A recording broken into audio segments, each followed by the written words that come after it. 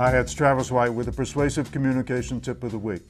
In a previous video, we talked about the first 3 minutes of a presentation, and many people consider that pure torture. They'd like to get through it as quickly as possible. I gave you 3 tips in that video on how to get through those first 3 minutes. Those were breathe, memorize, and stabilize. Today, I'd like to give you 3 tips on things not to do during the first 3 minutes. And those are, don't fumble around, don't apologize, and don't forget to do your housekeeping. So, don't fumble around. Oftentimes I see presenters, they set up their laptop after the audience has already arrived. They're fumbling around with their laptop. They're trying to connect it to the projector. Maybe it works, maybe it doesn't quite work. They keep going through a different sequence of technical tips and tricks and so forth. Meanwhile, the audience is bored to tears. Or you're looking for your PowerPoint file set and you're projecting your desktop onto the screen. So we can read your desktop, perhaps we can even read your email. You don't really want us reading your email while you're looking for your PowerPoint slides. So the rule is, show up early, make sure the technology works, make sure your laptop works with the projector that's on hand, and make sure your slide set is already selected and ready to go. Learn how to use the B key. And the B key just simply means blank or black. So you set up your slides, you open up the first slide, you put it in projection mode and slideshow mode, and then you press the B key. The screen goes black. It looks like nothing is going on.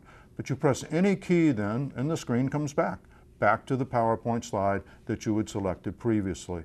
So it's a nice way to transition from an introduction to the slide deck and the formal presentation.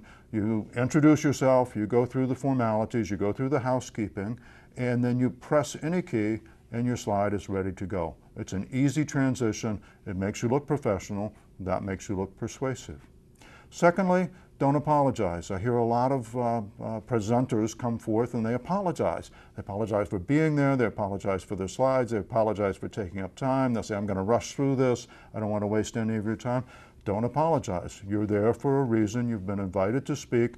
You should not apologize, because if you don't take yourself seriously, no one else will. So act like you own the place. Act like you have the right to be there, because you do have the right to be there. Don't apologize for being there. So don't fumble around, don't apologize, don't forget to do the housekeeping. As you start your presentation, one of the first things you should say is thank you. Thank the audience for being there. Acknowledge that you're using their time, that their time is valuable and you'll use their time wisely. Also set up some of the rules. So one of the rules is, are you going to take questions or not? Generally, I would encourage you to take questions unless there's a very large audience. And generally, I would urge you to put the question and answer period at the end of the presentation, so you're not interrupted by questions and answers that could get you off track, that could cause you to lose your train of thought during the presentation itself. To do that, you also then have to agree on time. So it's a useful thing at the beginning of your presentation to say, as I understand it, we have 30 minutes today. I'd like to take the last 5 minutes for question and answer. Set the expectations so the audience knows how to behave and when they can ask questions and when they can interact. So to do that, you have to agree on the time. It's very important. Just recently, I was involved in a conference call to industry analysts to update them on our latest quarterly results.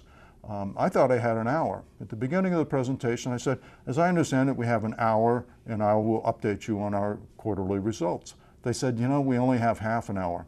It's a good thing I asked that at the beginning of the presentation so I could adjust my timing and adjust my slides and adjust my information to fit into this shorter period of time that the analysts would grant me. So it's a good thing to set up time, set up the housekeeping, be sure to say thank you, and set expectations about how you will interact and how you'll answer questions. So don't apologize, don't fumble around, and don't forget to do the housekeeping. That's the Persuasive Communication Tip of the Week. See you again next week.